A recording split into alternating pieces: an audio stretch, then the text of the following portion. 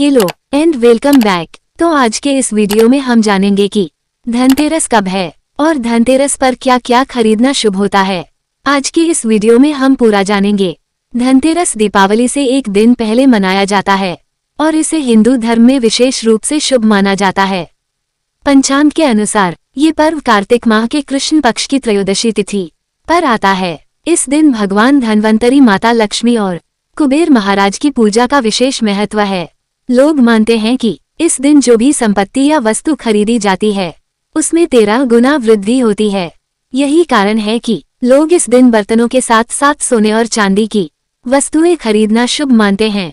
इस साल धनतेरस का त्योहार 29 अक्टूबर 2024 को मनाया जाएगा। त्रयोदशी तिथि की शुरुआत 29 अक्टूबर को सुबह 10:32 पर होगी और ये 30 अक्टूबर को दोपहर 1:07 पर समाप्त होगी।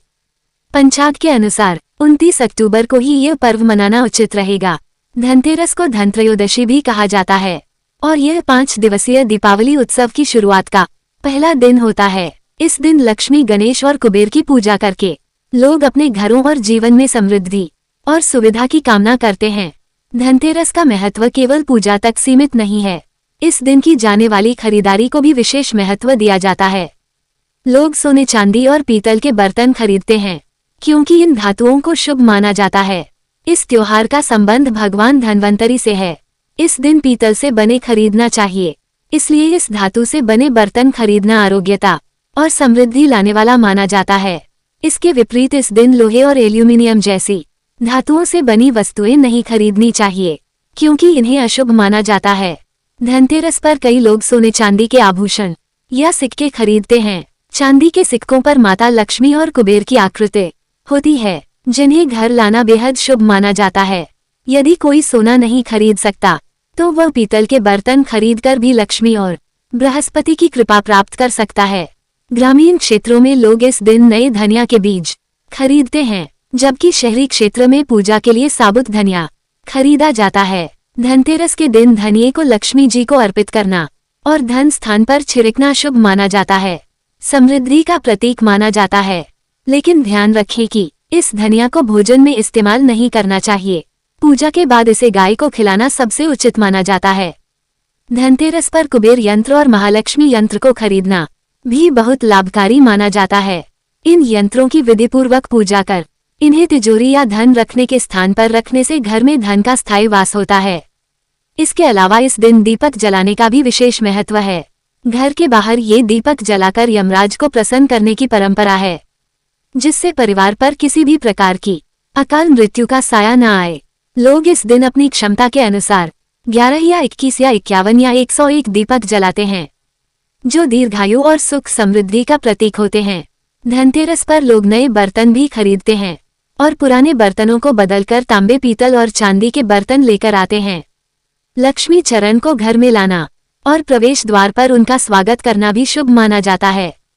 इससे ये संकेत मिलता है कि माता लक्ष्मी का आशीर्वाद घर में स्थायी रूप से बना रहेगा। इस दिन किए गए छोटे छोटे अनुष्ठान और परंपराएं न केवल परिवार की भलाई और आर्थिक उन्नति के प्रतीक हैं, बल्कि यह भी दर्शाती हैं कि कैसे धनतेरस हमारे जीवन में खुशियों और नए आरंभ का प्रतीक है। धनतेरस केवल संपत्ति का संग्रह करने का अवसर नहीं है, बल्कि यह इस बात का संदेश भी देता है कि सही वस्तुएं और सकारात्मक ऊर्जा हमारे जीवन को सही दिशा में ले जाती हैं। धनतेरस के इस पवित्र पर्व पर लोग अपने घरों को सजाते हैं, दीपक जलाते हैं और भगवान गणेश व माता लक्ष्मी का स्वागत करते हैं। ये पर्व केवल भौतिक समृद्धि का नहीं, बल्कि आंतरिक संतोष और सुख शांति का भी संदेश देता है। लक्ष्मी चरण इस दिन घर में लाना मां लक्ष्मी का आह्वान माना और इस दिन घर में मां लक्ष्मी के चरणों को घर में लाना उन्हें अपने घर में निमंत्रण देने के तुल्य है। धनतेरस पर लक्ष्मी जी के 2 चरण घर में लाने चाहिए। एक चरण मुख्य द्वार पर अंदर की तरफ आते हुए लगाने चाहिए और दूसरे चरण पूजा के स्थान में अंदर आते हुए लगाने चाहिए। इस दिन दीपावली पूजन हेतु लक्ष्मी और गणेश जी की मूर्ति या चित्र खरीदने हैं और इसी दिन धन्वंतरी की पूजा हेतु उनकी मूर्तियां, चित्र भी खरीदते हैं। धनतेरस के शुभ अवसर पर आपको अपने घर में धन की देवी मां लक्ष्मी और शुभ लाभ के देवता गणेश जी की मूर्ति अवश्य लानी चाहिए। याद रखिए कि ये प्रतिमा मिट्टी की बनी होनी चाहिए ताकि इन्हें अगले साल विसर्जित करके उसके स्थान पर नई प्रतिमा ला सके। इस दिन गणेश लक्ष्मी की प्रतिमा लाने से आपके घर में सुख समृद्धि का वास होता है। इस दिन पूजा की सामग्री के साथ ही कील बताशी आदि भी खरीदे जाते हैं। ये घर में खुशियां लाती है। दीपावली के अवसर पर नए चावल की फसल तैयार हो जाती है और इसी धान से खीर तैयार की जाती है। इसलिए धनतेरस के दिन कील बताशी अपने घर में जरूर लानी चाहिए। इससे हमेशा नए कील बताशी ही लानी चाहिए। पुराने रखे कील बताशी नहीं चढ़ाना चाहिए। नई कील बताशी धनतेरस पर घर में लाने से पूरे साल आपके घर में धन और धान्य की कमी नहीं होती है। नमक सबसे आसानी से मिलने वाली चीजों में से एक है। नमक को खरीदने से आपके घर में सुख समृद्धि का आगमन होगा। और यदि आप आभूषण खरीदने की योजना बना रहे हैं तो धनतेरस इसके लिए सबसे शुभ दिन है। मानता है कि इस दिन खरीदी जाने वाली चीजों में कई गुना वृद्धि होती है। इसलिए इस दिन को कीमती वस्तुओं की खरीदारी के लिए काफी शुभ माना जाता है। आप भी अपनी क्षमता के अनुसार इस दिन सोने चांदी के आभूषण खरीद सकते हैं।